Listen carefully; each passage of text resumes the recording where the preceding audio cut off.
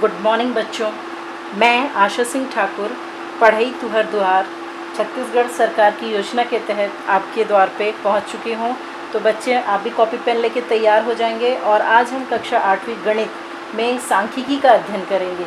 सांख्यिकी क्या होती है, पहले हम इसे थोड़ा सा समझेंगे कि किसी भी विशेष उद्देश्यों की प्राप्ति हेतु सर्वे या आंकलन या प्रेक्षणों से प्राप्त जो डाटा संख्यात्मक रूप में एकत्रित किया जाता है और उससे विश्लेषण करके किसी विशेष उद्देश्य की प्राप्ति की जाती है, उसे सांख्यिकी कहते हैं। सांख्यिकी गणित की एक शाखा है। कक्षा 8वीं के अंतर्गत हम सांख्यिकी के 5 बिंदुओं पर अध्ययन करेंगे।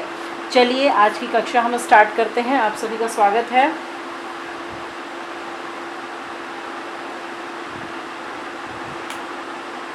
तो सांख्यिकी के अंतर्गत आज हम समांतर माध्य, जिसे औसत कहते हैं या मीन कहते हैं, अरिथमेटिक मीन, इसके बारे में हम जानेंगे।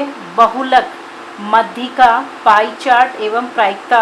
सांख्यिकी भाग 1 के तहत हम केंद्रीय प्रवृत्ति की प्रमुख 3 मापों पे आज की क्लास में इस पर अध्ययन करेंगे।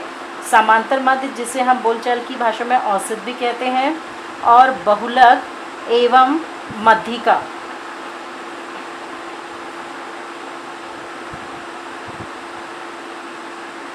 तो बच्चों, यहाँ आपको चित्र पे दिखाई दे रहा है राधा, जिसे जानवरों को पानी पिलाना बहुत अच्छा लगता था, उसे आनंद की अनुभूति होती थी। तो वह रोज़ एक बड़ी टंकी में जानवरों के लिए बहुत सारा पानी भर देती थी और हिसाब भी रखती थी कि प्रत्येक दिन सुबह 8 बजे से लेकर 11 बजे तक कितने जानवर पानी पी रहे हैं। उसके द्वारा लिखे गए हिसाब कुछ इस प्रकार हैं, जिसके माध्यम से हम समांतर माध्य को समझेंगे। और समांतर माध्य का सूत्र होता है जो उसने सर्वे के द्वारा जो जानकारी गणितीय रूप में एकत्रित की है कि किस दिन कितने जानवरों ने पानी पी, उसके माध्यम से हम औसत या समांतर माध्य निकालेंगे कि औसतन कितने जानवर प्रतिदिन पानी पीते हैं। तो इसका गणितीय सूत्र होता है प्रेक्षणों का योग। प्रेक्षण यानी जो वो सर्वे कर रही है कि कितने जानवर पानी पी रहे हैं और कितने दिनों तक पी रहे हैं, तो इसका सूत्र हुआ प्रेक्षण का योग बटे प्रेक्षणों की संख्या। अब हम देखते हैं कि उसने कौन कौन से डाटा एकत्रित किए हैं। तो उसने मंगलवार को 15 जानवरों को पानी पिलाया है, बुधवार को 13, सोमवार को 12, बीच के कुछ दिन वो बाहर चली गई थी इसलिए वो पानी नहीं पिलाई है, इसलिए क्रमबद्ध नहीं है। जिस दिन वो पानी पिलाई है 7 दिन उसने यहाँ लिखा हुआ है, आप सभी पढ़ रहे हैं। शनिवार 12, रविवार 14। क्या आप बता सकते हैं कि राधा प्रतिदिन औसतन कितने जानवरों को पानी पिलाती है? हाँ बिल्कुल, जो हमने सूत्र देखा उसमें समांतर माध्य कैसे निकालते हैं, आंकड़ों का योग या प्रेक्षणों का योग।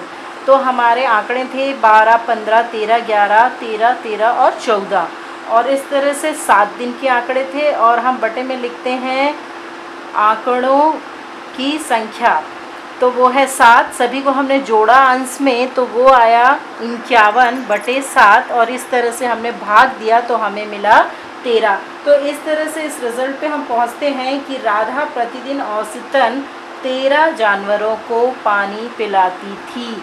तो बच्चों, समांतर माध्य आपको स्पष्ट हुआ कि हम आंकड़ों का योग करते हैं और उसके पश्चात जितने आंकड़े हैं उसकी संख्या से भाग दे देते हैं।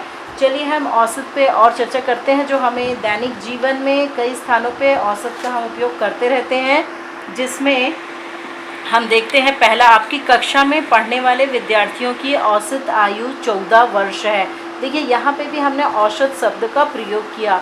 कक्षा में अलग अलग आयु के बच्चे होते हैं, 12 से 14 वर्ष के, माह उनके अलग अलग होते हैं, लेकिन अगर हम औसत पूछ रहे हैं तो हम सभी की आयु को जोड़ देंगे और जितने बच्चे हैं उससे भाग दे देंगे। इस तरह हम बोलचाल की भाषा में प्रयोग करते हैं। और भी उदाहरण आपके सामने हैं। आपका रात में सोने का औसत समय 8 घंटे है। ज़रूरी नहीं है कि आप डेली 8 घंटे सोएं, कभी कुछ ज़्यादा कभी कुछ कम, लेकिन हम औसत निकालना या समांतर माध्यम निकालना सीख चुके हैं। तो उसके माध्यम से हम दैनिक जीवन में इन शब्दों का प्रयोग करते रहते हैं। और देखते हैं अगला उदाहरण। दैनिक समाचार पत्रों का औसत मूल्य 2.50 रुपये है। कक्षा में विद्यार्थियों की औसत उपस्थिति 45 है। बच्चों ये कैसे निकाला जाएगा? अगर हम एक माह की औसत उपस्थिति निकाल रहे हैं तो किसी एक बच्चे के प्रत्येक माह की जो उपस्थिति है उसको जोड़ देंगे, और अगर हम एक माह का निकाल रहे हैं तो एक माह में कितने दिन साला लगे, यदि 30 दिन में 24 दिन लगे तो 24 से हम उसे भाग देंगे और इस तरह से हमें एक माह की एक बच्चे की औसत उपस्थिति मिल जाएगी। इस वर्ष रायपुर में औसत से कम वर्षा हुई। इसी तरह हम सर्वे करके आंकड़े संख्यात्मक रूप में एकत्रित करके और उसके एक उद्देश्य यहाँ पे हमारा हो रहा है कि वर्षा कितनी हुई, तो इस तरह से हम इसका भी औसत या समांतर माध्य प्राप्त कर सकते हैं बच्चों। नेक्स्ट स्लाइड आपके सामने आ रहा है उदाहरण। चलिए एक उदाहरण है, क्रिकेट खिलाड़ी राहुल ने अपनी 10 पारियों में 60, 70, 15, 90, 72, 45, 11, 77, 125 और 200 रन बनाए। इसी तरह खिलाड़ी विराट कोहली ने भी अपनी 6 पारियों में 220, 110, 70, 37, 15 और 7 रन बनाए। क्या आप बता सकते हैं कि किस खिलाड़ी की उपलब्धि अच्छी रही?